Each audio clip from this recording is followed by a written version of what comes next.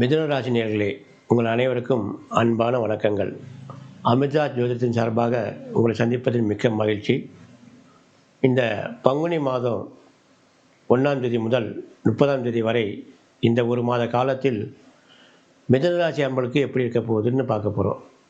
மிதுன ராசி நேயர்களே, உங்கள் ராசிநாதன் புதன், 4ஆம் இடத்து அதிபதி புதன் இப்போ இந்த மாதத்தில் 10ஆம் இடத்துல கும்பம் 10ஆம் இடத்துல உங்களுக்கு சஞ்சாரம் பண்ணுறார். 10ஆம் இடத்தில் புதன் சஞ்சாரம் செய்கிறார். உங்கள் ராசிநாதன் சனி வீட்டில் சஞ்சாரம் செய்கிறதுனால தொழில் ரீதியாக நல்லாயிருக்கும். புதன் உங்களுக்கு சனி வீட்டில் இருக்கிறதுனால தொழில் ரீதியாக நல்லாயிருக்கும். இப்போ உங்களுக்கு மிதுனராசி அன்பர்களுக்கு எப்படி இருக்குன்னா, கடந்த ஒரு 6 மாதமாக உங்கள் ராசியில் குரு வக்கரம் பெற்றிருக்கார். அதாவது ஜென்ம குருன்னு சொல்கிறோம் இல்லையா, அந்த குரு வக்கர கதியாக உங்கள் ராசியில் இருக்கார். ஜென்ம குருவாக இருந்தாலும் வக்கர கதியாக இருக்கிறதுனால ஒரு 3 மாத காலம் 4 மாத காலமாக உங்களுக்கு குடும்பத்தில் பிரச்சனைகள் வந்துகிட்டே தான் இருந்துருக்கும். காரணம் குரு ஜென்ம குருவாக உட்காந்துருக்கார் இல்லையா, அதனால் குடும்பத்தில் தேவையில்லாத பிரச்சனைகள் குழந்தைகள் மூலியமாகவோ அல்லது கணவன் மூலியமாகவோ அல்லது மனைவி மூலியமாகவோ ஏதாவது ஒரு பிரச்சனைகள் இல்லைன்னா பொருளாதார ரீதியாக இது மாதிரி ஒரு சூழ்நிலை வந்து கொண்டே தான் இருக்கும். மிதுனராசி பொறுத்தவரைக்கும் எப்படின்னா, இந்த மாதத்தின் முதல் 1ஆம் தேதி 2ஆம் தேதி, மாதத்தின் இறுதி நாட்கள் 23, 30 ஆகிய தேதி தான் உங்கள் சந்திராஷ்டமம். மிதுனராசி நேயர்கள் நல்லா ஞாபகம் வச்சுங்க. பங்குனி மாதம் 1ஆம் தேதி 2ஆம் தேதி, பங்குனி மாதம் 29, 30 ஆகிய நாட்கள் உங்கள் சந்திராஷ்டமம். இந்த நாட்களில் நீங்கள் சுப நிகழ்ச்சிகள் தவிர்ப்பது மிக்க நல்லது. அதுக்காக தான் இந்த சந்திராஷ்டமம் நாங்கள் பொதுவாக சொல்கிறது. இதை ஞாபகத்துக்கு வச்சிங்க. இப்போ மிதுனராசி பொறுத்தவரைக்கும் இந்த இந்த மாதத்தில் எப்படி இருக்கும் அப்படிங்கிறது பார்க்குறது. நம்ம பொதுவாக இப்போ மிதுனராசி பொறுத்த வரைக்கும் உங்களுக்கு உங்களுடைய ராசிநாதன் சனி வீட்டில் இருக்கிறதுனால தொழில் ரீதியாக நல்ல பலனை கொடுப்பார். மீண்டும் உங்களுக்கு 10ஆம் இடத்தில் 4 கிரகம் கூட்டு கிரகமாக இருக்குது. அதனால் தொழில் ரீதியாக நீங்கள் கவலைப்பட வேணாம். இந்த மாதம் பொறுத்த வரைக்கும் நீங்கள் தொழிலில் எதிர்பார்த்த லாபங்கள் வரக்கூடிய மாதமாக இது இருக்கும். அதாவது தொழிலில் நம்ம முதல் போட்டு இப்போ பொறுத்த வரைக்கும் இப்போ விரயத்தில் தான் போயிட்டே இருக்கும். அதாவது லாபமும் நஷ்டமும் கரெக்டாக தான் இருக்கும். ஏன்னா குரு இருக்கிறதுனால அந்த மாதிரி விரயம் ஆகிட்டே இருக்கும்.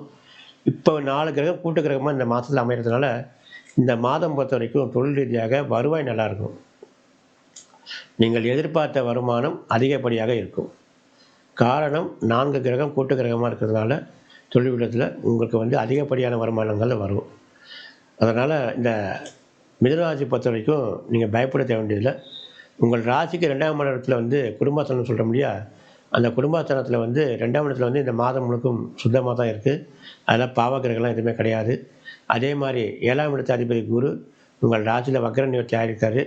அதனால் கணவன் மனைவிக்குள்ளலாம் சில பிரச்சனைகள் வந்துகிட்டே தான் இருக்கும்.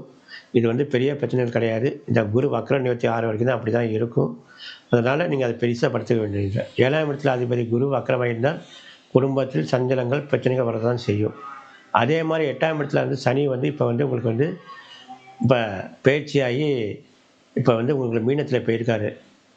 அதனால் இப்போ உங்களுக்கு அது ராசி மிதுனத்தை பொறுத்த வரைக்கும் 10ஆம் இடத்தில் தொழில் ஸ்தானத்தில் சனி வந்ததுனால உங்களுக்கு தொழில் ரீதியாக கொஞ்சம் குரு வீட்டில் இருக்கிறதுனால எப்படி இருக்குன்னா கொஞ்சம் பின்தங்கி தான் இருக்கும். இப்போ இரும்பு சம்மந்தப்பட்ட தொழில் இருக்குதுன்னு வச்சுங்க.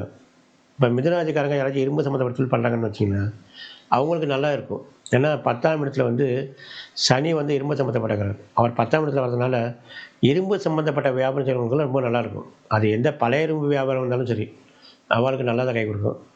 சில பொருட்கள் வியாபாரம் பண்ணுறாங்க இல்லையா, லிக்விடு சம்மந்தப்பட்டவர்கள் இப்போ டேப்லெட் எல்லாம் விற்கிறாங்க இல்லையா, அந்த மாதிரி அதே மாதிரி சில தொழில் ரீதியான அதாவது இந்த புக் சென்டர்லாம் வச்சுருக்காங்களே அவங்களுக்குலாம் கொஞ்சம் சுமாராக இருக்கும்.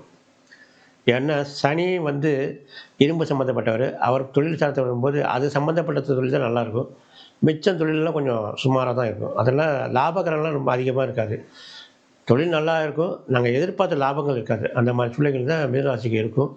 மிதுனராசி பொறுத்த வரைக்கும் மாதத்தின் முதல் 2 நாட்களும் கடைசி 2 நாட்கள் தான் சந்திராஷ்டமம். நடுவில் உங்களுக்கு எந்த பிரச்சனையும் கிடையாது. அதனால் அந்த சந்திராஷ்டமம் மட்டும் நீங்கள் பார்த்துங்க. அந்த சந்திராஷ்டம் பார்த்துட்டு அதில் சுபகாரியங்கள் தவிர்த்திருங்க. உங்களுக்கு மிதுனராசி எப்போ உங்களுக்கு நல்ல காலம்னா ஐப்பசி மாதம் குரு பயிற்சி ஆகணும். அதுலேருந்து உங்களுக்கு குடும்பஸ்தானத்தில் உச்சத்தில் போகும். அதுலேருந்து தொழில் ரீதியாக நல்ல மாற்றங்கள் வரும். குடும்ப ரீதியாக மாற்றங்கள் வரும். நல்ல வருவாய்கள் வரும். மீண்டும் உங்களுக்கு வந்து வருகின்ற சனி பயிற்சி இப்ப வந்துச்சு இல்லையா? இந்த சனி பயிற்சியினால மிதுன ராசிக்காரர்களுக்கு எப்படி இருக்க போகுதுன்னு பொதுவான பலன்கள் வந்து ஃபுல்லாவே பேசப் போறோம். அது மீண்டும் உங்களை ஒரு முறை சந்திக்கிறோம். சனி பயிற்சிக்காக. இப்பொழுதைக்கு உங்களிடமிருந்து விடைபெறுகிறோம். நன்றி. வணக்கம்.